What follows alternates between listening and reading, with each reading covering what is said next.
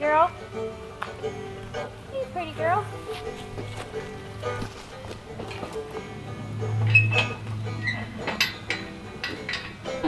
Should we be making this kind of video content? I think we actually should. Like, as long as we put a disclaimer. Yeah. Like, yeah. we may not show butchering, but we're totally going to show this part.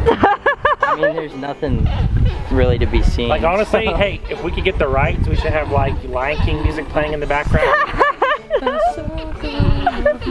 I don't know, the fact that this is taking place next to the old Ford just kind of reminds me of a country song. you getting in on your goat and alpaca I'm just trying to pick up some techniques.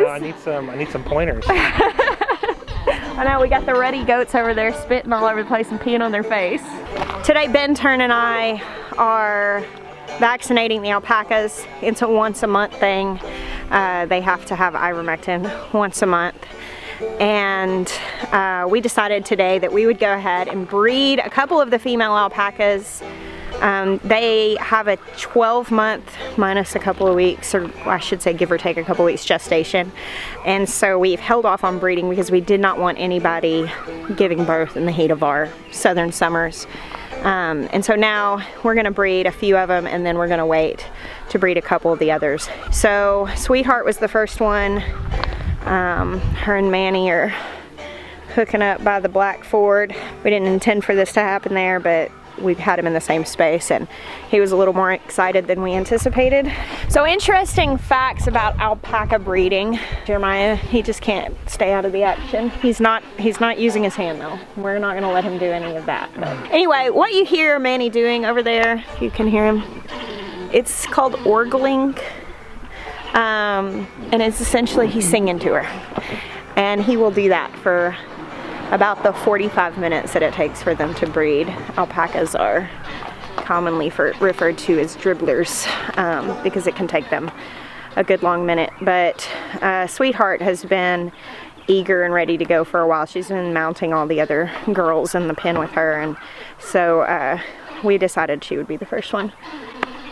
So yeah, you know, it's actually kind of crazy. Like, I didn't grow up on a farm at all. I grew up in town. I had a cat that had kittens whenever I was little, but for the most part, I was just not around animals and all of their animalness.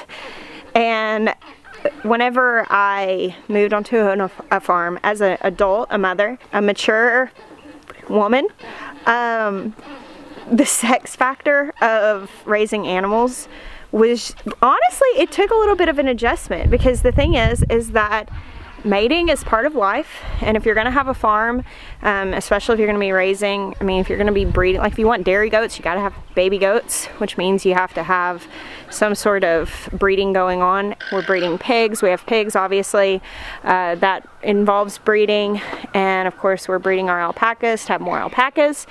And honestly, I'm just being completely frank, adjusting to the completely unconcerned and unapologetic ways of animals when it came to breeding, it was a little bit of a shock for me.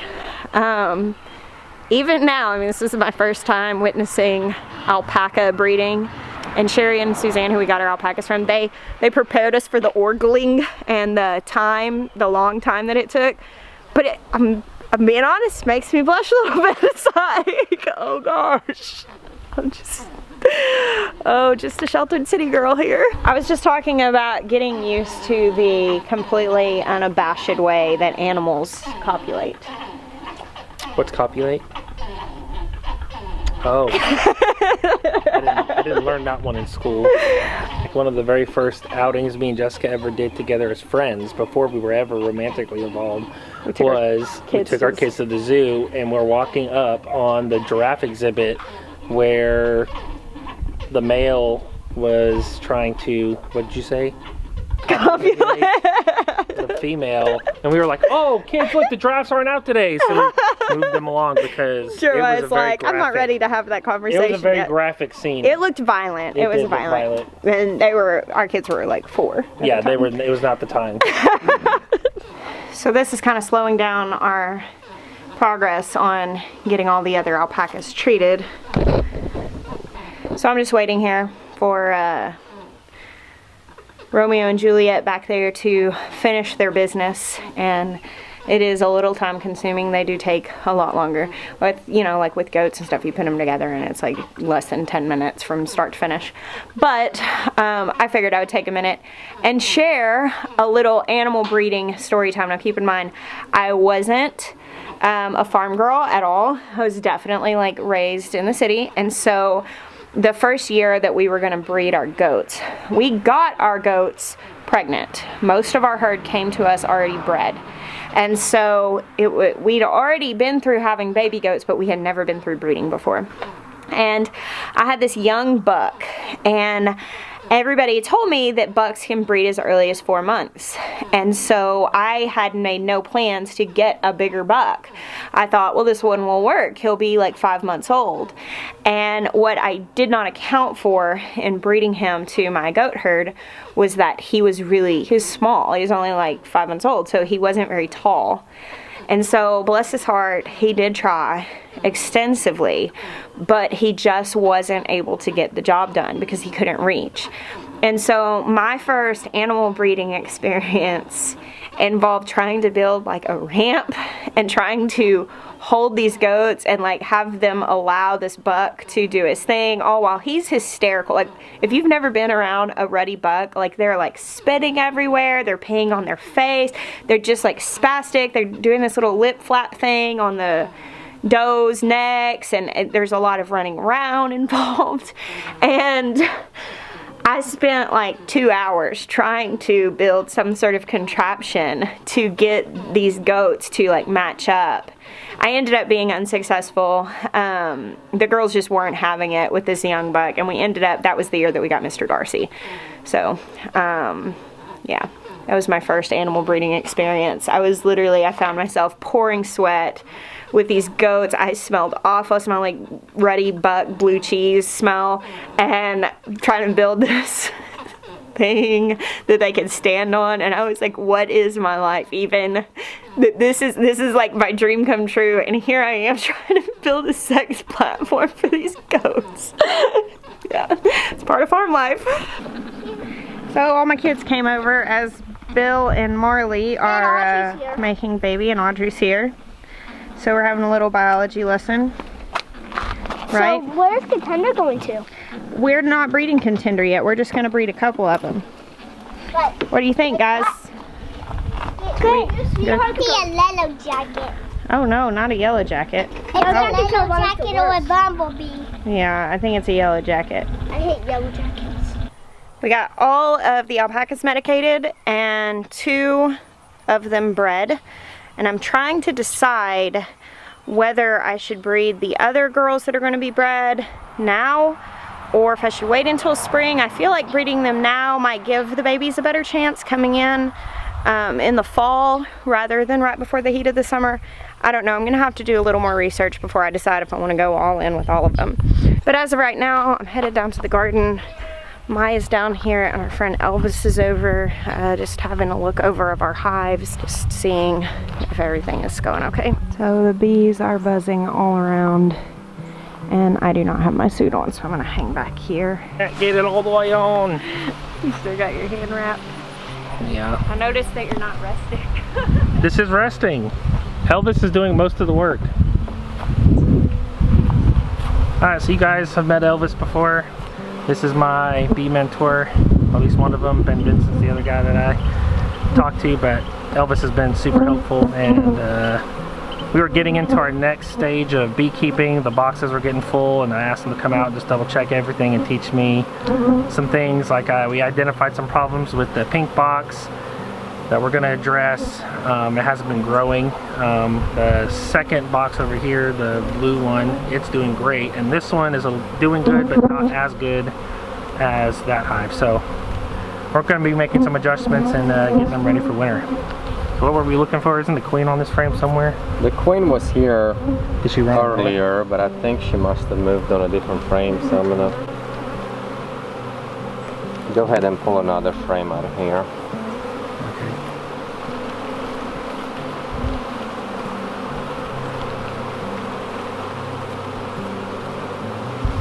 At this stage, you're not going to be able to see much new brood because it's getting later in the season. Right. But what you see right here, it is capped brood. This is going to emerge in the next few days.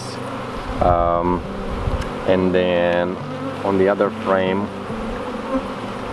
you can see a little bit right here, there's some pollen. So that's a really good sign that they're bringing all the pollen in. They're going to mix that with honey and make bee bread. Bee bread? Yes, that's what they call it, is bee bread. And that will be what they're feeding the... They're saying basically that the bees don't young mind eating brood. carbs. No, they love carbs. They love carbs. And I like to use this top feeders. They hold about 2 gallons of syrup, and the bees come in through this gap. Yeah. And they just, you'll see as we pour a little syrup in here, you'll see them coming up. And these are floaters. If they stay dry, they kind of like glue them in there.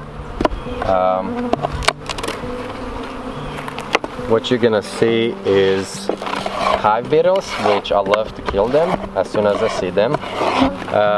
It's a good sign that they're up in the feeder. That means the bees are being aggressive towards them. So they're running them out of the hive, and they just hide in here until they sense that the hive is getting weak. When that happens, they'll start attacking, and they'll start laying in the comb, and pretty much can destroy a hive in a few days. So that's why the best treatment for hive beetles is keeping a strong, healthy hive. And you can see they fly too, so Yeah. it's easy for them to go from one hive to another. Yeah, but the only place we found them in all of the hives was in the feeder. We haven't found any really in the hive itself, so that's a good sign. It never gave me more joy than to kill. Kill so many in one spot, you know. So you'll see how the bees are gonna come up, and they're gonna land on those floaters, and they will just drink the syrup. Before you dump all that swirl. Oh, here we go. Doesn't smell hot. It's Tobago pepper. It's pretty hot. That's smoking. That's hot. That's very hot. Oh my word, I'm already like watering. I think we gotta go milk. Get straight off the I think that may be what I cooked with the other day. Really? Because I made some eggs, and they were I know, my almost lips are too burning. It would be really good to dehydrate and like make a some powder. powder out of for seasoning. That's yeah. like hot. Well, I think that it is safe to say that this was a very busy day, very full. We got a lot done. With hopefully got some alpaca babies in the works. Sweet Maya is over here cooking some spaghetti. Resting. Yeah, resting. I keep telling him, he keeps doing things and I'm like, you're not resting. He's like, I'm doing it one-handed, my hand is resting. Opened up some of my spaghetti sauce. That smells good. Use some of that butcher box beef. Not bad. So the kids are actually having spaghetti tonight. We juiced. There's the kids playing basketball out front. And then there are the other 3, my nieces here, running through the garden. Garden's a great place. They play hide and seek in there all the time. I know. The kids love to go down to the garden like right before dark, like this, and play hide and seek. It's super sweet, very rewarding. I love that they play. I can't imagine how huge it feels to them, because it feels pretty big to me. But to them, it's gotta feel massive. Well guys, thank you so much for hanging out with me today on this very busy homesteading day. You know, one thing that can certainly be said for having a small farm or homestead, hobby farm, whatever scale it is that you're doing this on, is that you're never bored. I actually don't remember the last time that I felt bored in my life. And there's always something to do. It's never the same. I get a lot of questions about like the routine, and there are a lot of routines that are required, but they're more seasonal than they are daily, because an average day in October looks completely different than an average day in April or July or January, whatever. Just different times of year hold a lot of different things. So thank you guys again for hanging out with me, and I bless you. Until next time.